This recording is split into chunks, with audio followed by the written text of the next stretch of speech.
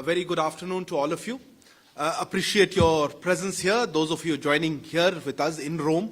I know some of you have come all the way from New Delhi for the Prime Minister's visit.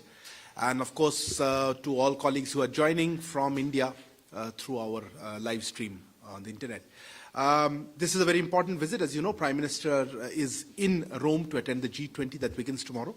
Of course, a summit involves a lot of pre-summit activities, and we are particularly honored and privileged, sir, that Honorable Commerce and Industry Minister Shri Piyush Goyalji, who's actually in this capacity the Sherpa of the G20 process, has a very unique role that he plays in this, and has been closely involved with the entire pre-summit as well as the summit declarations. We have the honor of having him here with us to give us a sense of where we are as the summit commences tomorrow, and then perhaps after his opening remarks, sir, we'll take a few questions depending on the time. Without further ado, sir, the floor is yours. Thank you very much. Namaste. I'm delighted to share with you some of the updates of the progress we have made while discussing the various elements of the leaders' declaration that will come out of the meeting of the leaders of the G20 nations on 30th and 31st of October. We were delighted to welcome Prime Minister Shri Narendra Modi in Rome this morning. He will be here for a series of bilateral exchanges to call on and meet His Holiness the Pope at the Vatican, and then participate at the G20 summit tomorrow and day after. This is my first in-person interaction with all the G20 Sherpas of various countries, and I believe the various bilateral meetings, engagements, and the dialogue that we have had over the last 3 days to finalize the outcomes of the G20 summit have truly been very, very invigorating, very much in the interest of India, India's trade, India's long-term growth towards prosperity, and very much aligned with the theme of the G20 in Rome: people, planet, and prosperity. The G20, as we are all aware, has emerged as the premium global forum for international cooperation. I call it the premier global forum because it represents nearly 80% of global GDP, 75% of global trade, and nearly 2/3 of the world population. The agenda of the just concluded meeting so far has included significant interventions by India, and some of the main issues on which India has focused and made very meaningful interventions through the last 3 days are as follows. One, on health, I am very happy to share with you that broadly the G20 nations have endorsed India's position that extensive COVID-19 immunization is a global public good. I'm also happy to share with you that we got tremendous support from the G20 nations for our suggestion on mutual recognition of travel documents, including testing and vaccine certificates. Two, on sustainable development and food security, India insisted that the policies must protect the interest of small and marginal farmers, conserve local food cultures, which in turn will be very important for our food security. Third, on climate change and environment, India has spoken very strongly on the need for critical enablers for galvanizing global climate action, which includes commensurate long-term concessional climate finance, access to affordable and sustainable technology, and commitment to adopt sustainable lifestyles and responsible and consumption patterns which are suited to eliminating waste, something which was highlighted in the Sustainable Development Goal 12. And by and large, the developed countries are in agreement with India. The discussions on this are still ongoing. On economic recovery, item 4, as co-chairs of the G20 Framework Working Group, India is ensuring that there is no premature withdrawal of support and the most vulnerable sections are provided necessary support. The G20 has agreed to extend the debt service suspension initiative till the end of 2021, thereby giving some breathing space to those in need and vulnerable around the world. Fifth, on tax reforms, India has pushed the G20 nations to address the mismatch between source of generation of profits and the jurisdiction where profits are taxed. This will ensure that large multinational corporations pay a minimum effective corporate tax in the country of operation. Sixth, on anti-corruption, where India is the G20 co-chair of the Anti-Corruption Working Group this year, we have contributed towards the 5 think pieces related to asset recovery, information sharing, law enforcement cooperation, technology and denial of safe haven. 7, on women's empowerment, education and employment, India supports the G20's emphasis on women's empowerment. We strongly advocated for the inclusion of language against gender-based violence and supported the new policy framework of G20 on remote working arrangements. 8, on tourism and culture, India highlighted the importance of recovery of the tourism sector, especially given the impact of COVID-19 on this sector. We welcome the G20 focus on creative economy and preserving cultural heritage. 9, on the digital economy, the G20's endorsement of using data for development is under consideration. India has strongly pushed for the need for balancing, along with data free flow with trust, a narrative for cross-border data flows and accommodating development imperatives of the developing countries.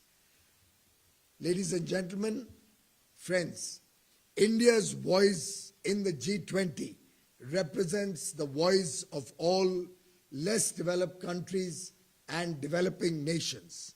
We speak for the low and middle income countries. It was following Prime Minister Shri Narendra Modi's suggestion to the Saudi leadership in 2020 that the G20 convened an extraordinary summit on the COVID-19 situation last year. This year, Italy convened a special summit to leverage the G20's influence in addressing the humanitarian crisis in Afghanistan. India actively participated, and the Honorable Prime Minister Shri Narendra Modi played an important role in building the world's efforts towards a more inclusive government in Afghanistan. The G20 also focused on the respect for human rights and fundamental freedoms, especially the rights of women, children, minorities, and vulnerable people in Afghanistan, according to the principles enshrined in the UN Charter and other relevant international instruments. Friends, India is going to take on the G20 presidency on 1st December 2022 and will be the president and take the chairship of G20 for the year 2023. We will enter the Troika on 1st December 2021 and will play a leadership role on the issues and concerns of the developing countries and emerging market economies in the G20 forum under the leadership and guidance of Prime Minister Shri Narendra Modi.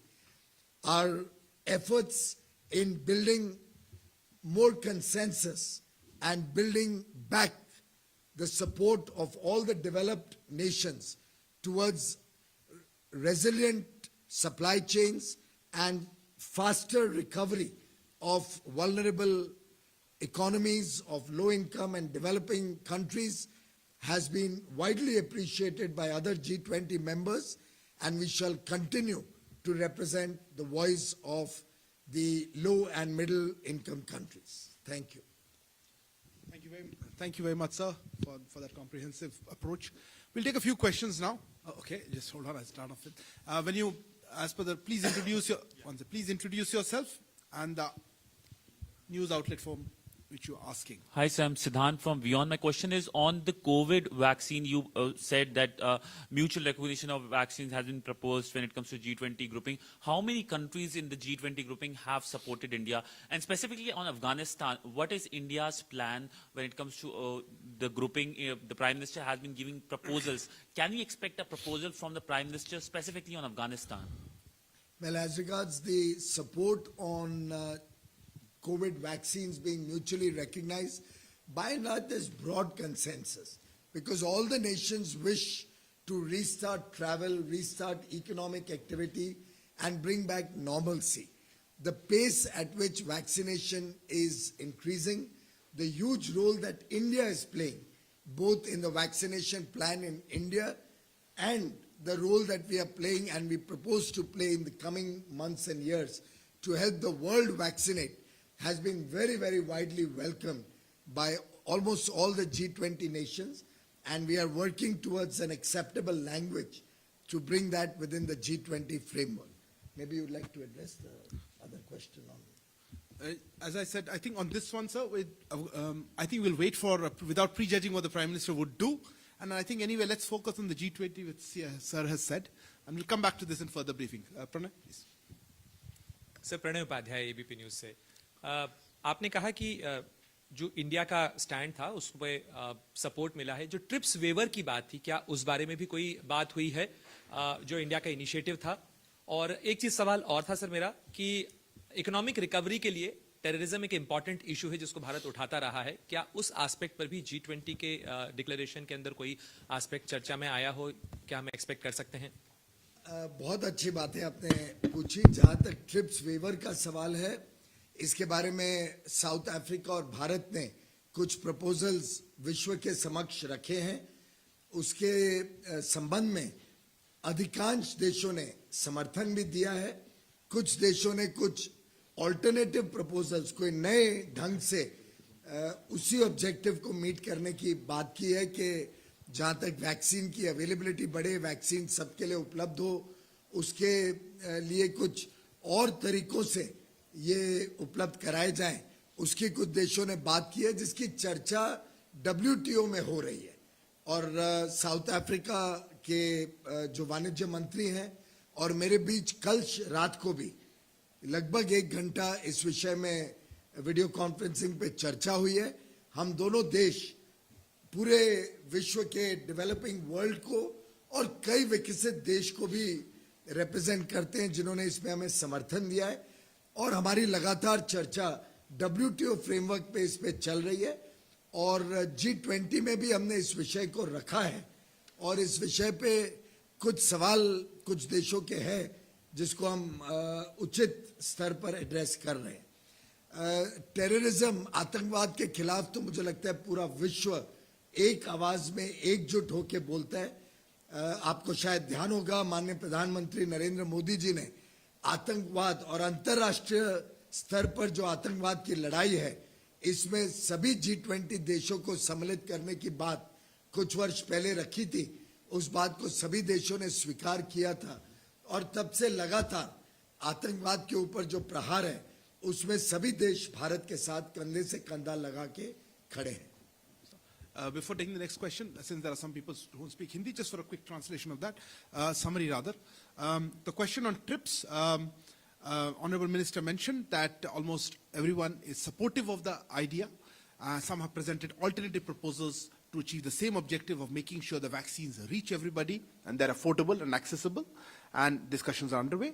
As regards the issue of terrorism, I think the world speaks with one voice across the world that this is against terrorism.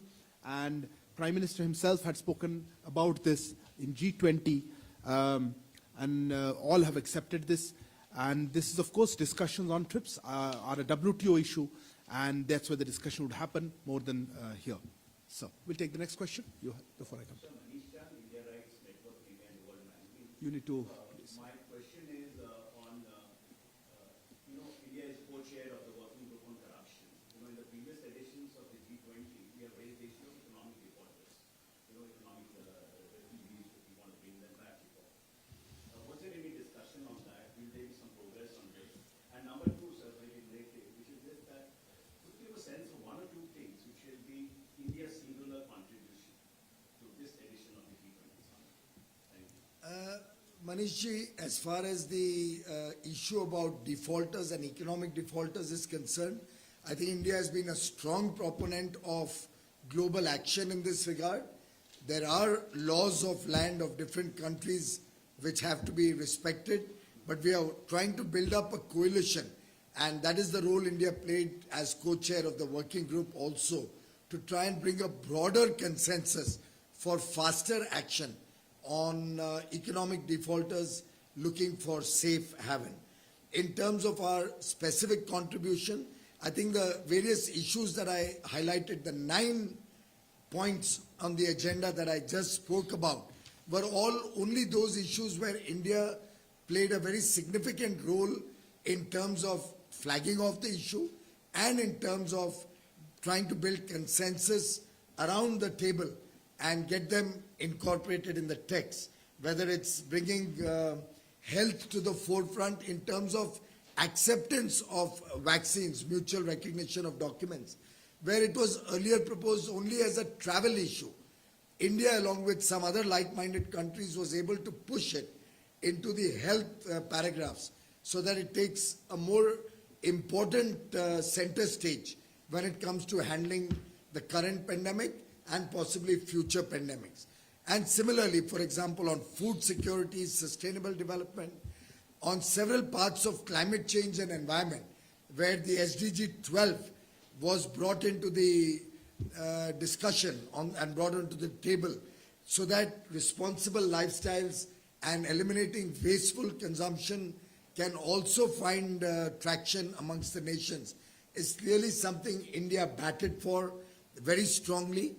We have been in the finance track playing an important role in ensuring a longer period before the rollback or withdrawal of support starts, so that vulnerable sections are given a longer period to recover.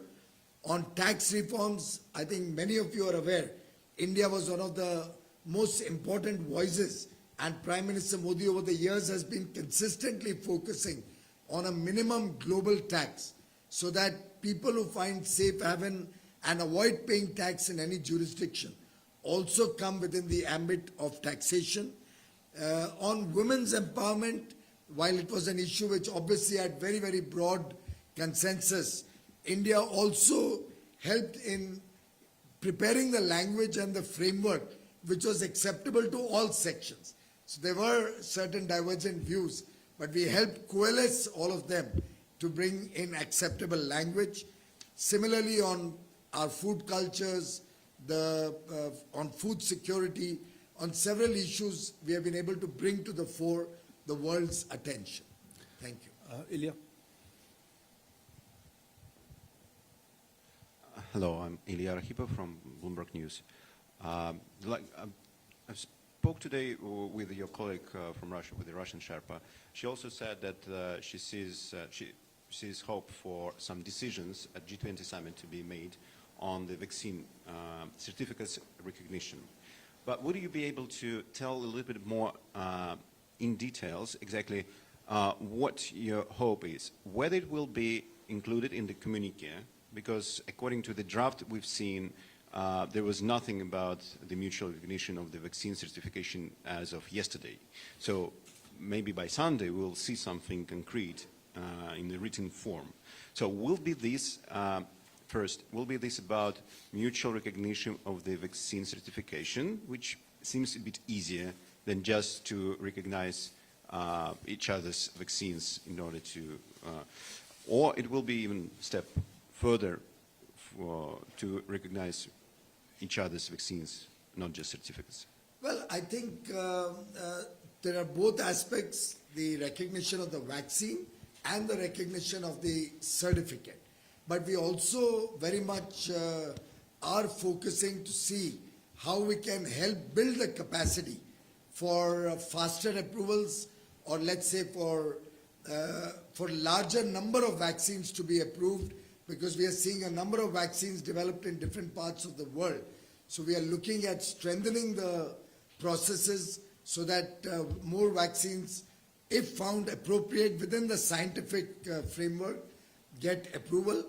But in terms of recognition of vaccines and their certifications, we all also recognize what nations would have as public policy and their own requirements of transparency, efficacy, or public health and safety. We'll see in the declaration anything on that. We are quite confident that there is broad consensus, and the language is being worked out on how we can bring it in, to bring in the sense and bring confidence to the world that we are all committed to faster recovery, resilient recovery, yet at the same time ensuring that there's sufficient policy space for nations to protect their own national interests. Thank you. May I ask just one more question, if it's possible? Okay, last one then. You already third On coal, you know that coal is a big also discussing point at G20 summit here. How much money India needs to start its transition from coal? If we talk about funding. Probably a discussion. India has been one of the most responsible nations worldwide in terms of meeting our intended nationally determined contributions, INDCs, which are made at and post-Paris. India was the leader who brought several developing and less developed countries on the table in Paris to make Paris successful. We are one of the few G20 countries now officially recognized by independent third-party evaluation who have met or possibly will exceed the INDCs that we had projected under the Paris Agreement. We have done all of this despite the fact that several other nations who had made commitments on finance, commitments on technology, have yet to fulfill their commitments.